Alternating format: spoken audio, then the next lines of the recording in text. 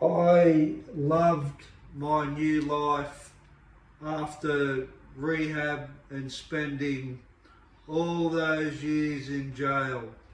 I was now a new man with a new attitude, a new perception of who I was, where I wanted to go, what I wanted to achieve in life. I had the motivation to get a job, create a life differently to the way I had been living prior to rehab, being a heroin addict and in and out of jail. I was so optimistic, and I knew that I was never ever going to go back to prison or use heroin again. And I knew that for this reason and this reason alone. What rehab done, it gave me the tools to understand myself. It gave me the tools to articulate and describe my thoughts and my emotions in a way I could talk about the way I was feeling from here on. In rehab, I learned it, and I kept applying those same principles and techniques. If I was scared, I would say I was fearful. If I was unsure, I would talk about being unsure. If I was insecure, I would talk about being insecure. If I felt uncomfortable in social situations, I would talk about feeling uncomfortable in social situations. And many more emotions that I could describe. If I was angry, instead of acting angry, I would talk about the anger, what made me angry, and how I used to be angry in the past, and I used to marry that up as the reason why. So these tools, these cognitive tools that I learned in rehab, that made me see the person that I was, and it helped me develop like a framework within my soul to say that I feel certain things. And I never ever used to do that before. My level of articulation of my feelings and thoughts was like angry, sad, happy, unhappy. That's it. I didn't go beyond that. I did not go anywhere else because I didn't think of it was me that had the problems in life. It was everybody else. So I didn't have to look at myself. I didn't have to learn about Dean. I didn't have to learn why Dean was such an asshole. I didn't have to learn why Dean was a thief. I didn't have to learn why Dean was a manipulator, why Dean was untrustworthy. I didn't have to learn any of that because I thought that was okay. I didn't have to look at any of that stuff. So I didn't need any internal evaluation of who I was or why I was doing what I was doing in my life. I just hated the consequences of it all. And I didn't like the consequences of my life, but I didn't also take any responsibility for who I was. And it was only when I took that responsibility, I learned valuable skills with tools about looking at myself and coping, and talking was the way I coped. Expression. The more I struggled, and I knew I was going to struggle in life. I knew life wasn't going to be, all rainbows and bloody sunshine. I had things I was going to do. So of course I'm going to struggle. Of course I'm going to feel anxious. Of course I'm going to feel scared. Of course I'm going to feel inadequate. Like, just for an example, around females. Like, I used to be really scared because I was attracted. And I liked them, and I felt uncomfortable with the ones I liked. Not all of them, only the ones that I liked. And I learned how to talk about that stuff. And it helped. The communication was the big thing. But not blaming people for that, for my feelings. Like, just understanding and looking at my past and marrying the reasons why I feel this way. Because maybe I lived in jail. Or maybe I got hurt in past relationships with females. Or maybe I was angry in the past because I was frustrated with myself. So I had this toolbox now coming into the world, and I knew with that toolbox I was never going to go back to jail, because I was never going to go back. That's all I knew. I didn't know about all the success I was going to have. I knew I was going to be successful because of these new tools that I had discovered. Because I could use these tools in every given situation, anything. When I was struggling, I'd talk. When I was anxiety, I'd talk about it. When I was scared, I could use those tools that I found in that rehab to take me anywhere, to help me manage everything that was happening in my life, in my feelings and thoughts, everything. So there was no limitations where I wanted to go, because I realised that the only thing that would stop me is to manage everything that I wanted in my life. I knew that. So because I had this toolbox, I knew I could apply those tools to struggle. I knew I could apply those tools when I was feeling fear. I knew I could apply those tools when I was feeling unsure. I knew I could apply those tools when I was unmotivated, because the more I talked about my feelings, the more it would give me a second breath. It would relieve me of the struggle, and I could keep going. I could keep walking through it. It was like I'd talk about my problems or my struggles, and then I needed a rest to talk because it was getting hard. Then I'd feel replenished, and I'd keep going on the road again.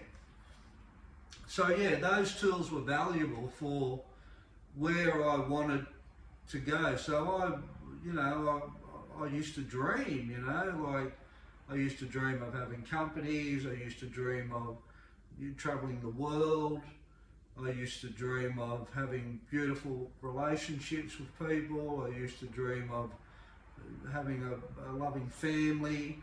I used to dream of having beautiful cars. I used to dream of having beautiful homes, nice clothes. I used to dream of having, like traveling business class, first class, staying in beautiful hotels, beautiful accommodation.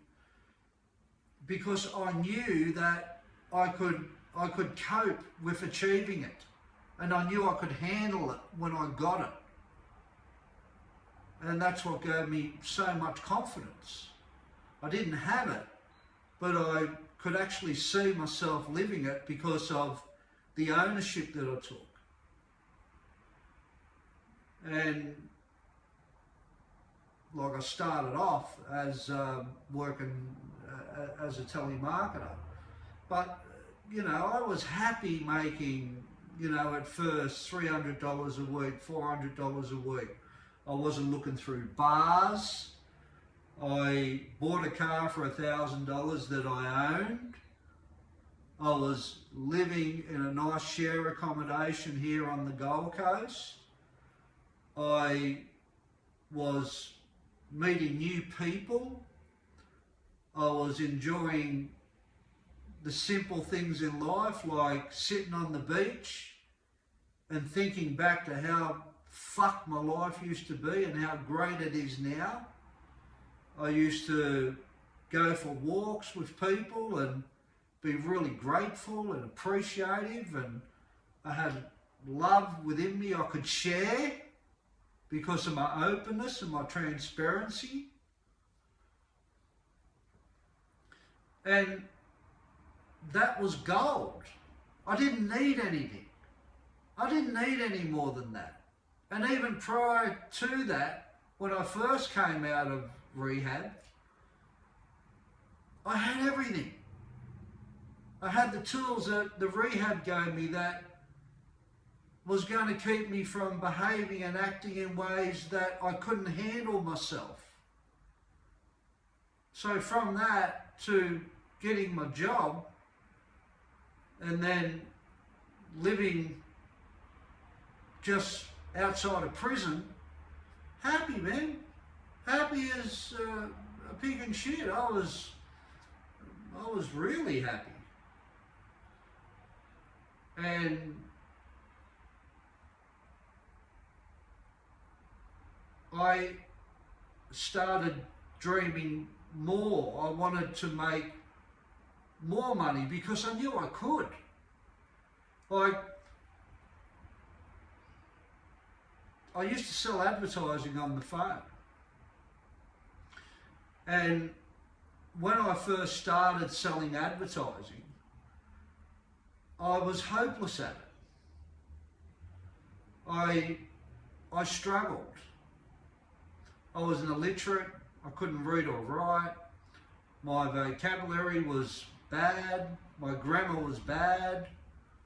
I only really knew words like fuck, cunt, fucking mongrel, fucking dog, fuck this.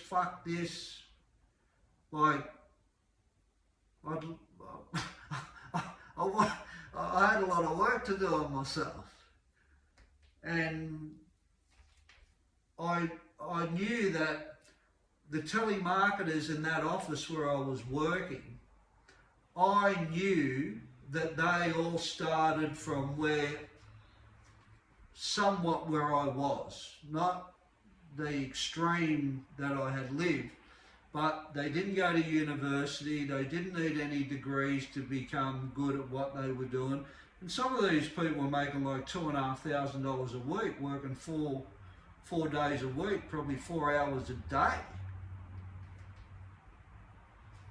And I was watching these guys work, and I had the motivation to keep picking that phone up. Without hard work, I couldn't have developed the skills that is required to become good at anything. You've got to put in the hard work, man. You've got to put in the hard work to become good at anything that you want to achieve. Hard work comes first, and you develop the skills from that hard work. So the guy that taught me, who I watched as an example of learning this telemarketing, selling advertising skill, he was a machine. And when he was showing me what to do, he said, whatever you do, don't ever go off that script. You stick to the script word for word. It works. And if you go off that script, or if you divert away from not saying what that script's saying, you're going to get lost. You don't go off it, and you just keep ringing and ringing and ringing until they say yes. And I did. I just did that. But one thing I knew that I did have, what he was doing, and that's effort, and that's motivation. I cannot speak highly enough about having motivation in one's life. But I don't think you can become motivated if you're not hopeful, or if you don't believe in yourself or what you're doing. Motivation has gotten me everything. That drive to succeed, with the ability to listen to other people and be hungry for the information that I need to be successful at it, is a formidable package in one's life. So I knew that I had that. But there was a lot of other skills that I did not have. I didn't have what I observed in a good telemarketer, a calmness. I didn't have the skills to listen to people on the other end of the phone. I didn't have the skills to have a laugh with people and be lighthearted because of how much it worked me up from feeling rejected, from people saying no to me. I couldn't manage it at that point in stage. I didn't have the ability to get to my heart and speak from my heart to people on the other end of the telephone. And why that's so important in good salespeople is because it's a connection. And you can't get a sale without connecting to another person. Well, back in the day I'm talking about direct sales, I'm not talking about sales in shops and certain places on the internet where people just buy because of the marketing strategy and the brand. I'm talking about the direct sales. The heart to heart is a very powerful connection with the person that you're talking to, because they feel you. And you got to be in the right place for them to feel secure, to trust you. There's a trust element in sales. So I didn't have these skills, but I knew within time, knowing that I could identify my rejection, my anger, my frustration, my inadequacies, dealing with people saying no, no, no, no, no, no, no, no, no. I could deal with that because I was talking about it all the time after work and with people at work saying I'm frustrated, I'm angry, and they're saying, mate, you don't get sales like that.